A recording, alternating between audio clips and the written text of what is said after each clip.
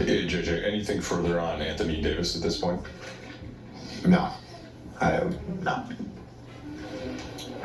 You were up, I think, 2017 when he left. What did you see from that point on in the game?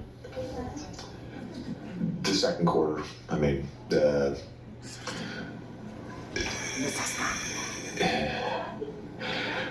look, 3 to 4 nights back to back. I'm not sure where our sort of collective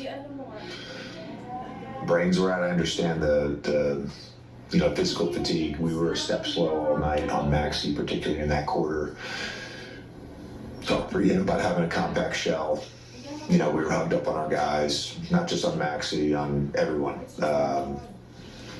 Talked about the guys that were heavy shift guys that we could be in a help position off of, and just it's just get to the basket, get to the basket, get to the basket, get to the basket. And then, I mean, frankly, you're not going to win a game if somebody takes 19 more shots than you and gets 8 more offensive rebounds. Like, we're throwing the ball everywhere. I think that is just, again, fatigue, mental and physical. Just bad decision making and, poor execution, very unorganized throughout the game. Not our best. You just alluded to it. You meant the 3 games in 4 nights. This does happen in the NBA, but how do you balance kind of frustration with understanding of that in these settings? You have to look at the big picture. The big picture is we're heading in the right direction, and we're missing a bunch of key players. So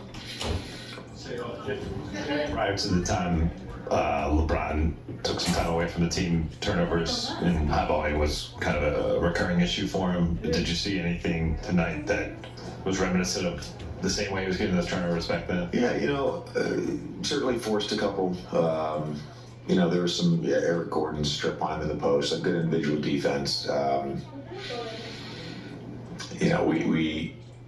We actually, believe it or not, we actually defended well for the second half and the first 8 minutes of the game.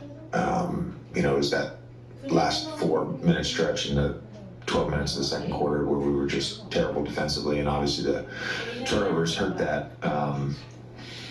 But when we actually found something good in the second half, and then we just didn't execute it, and 2 of those turnovers that he had were on those plays. I'm not sure why the ball was passed the way it was, or why Max rolled the way he did. I mean, it was a very easy 4-on-3 to create, and again, I attribute that to just a lot of fatigue.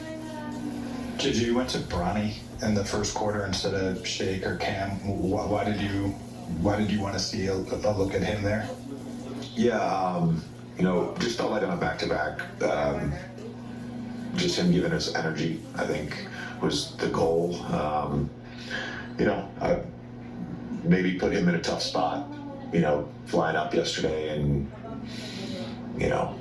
nationally televised game and Philly and all that stuff. It's, he didn't play well, but he's been playing great, in the Stay Ready games, and he's been playing great in the G. So I have confidence in him, but obviously didn't provide that at a high level. The other thing too, I think I'm looking at it right here. Dorian and Jackson, I think, had like 9 fouls in 36 minutes combined. How much of an issue was the fouling for you guys tonight? Dorian's 3 of his 4 were because we couldn't contain the basketball and nobody was in a shift, and he just came over to try to save a basket. So, he didn't have a lot of juice tonight either.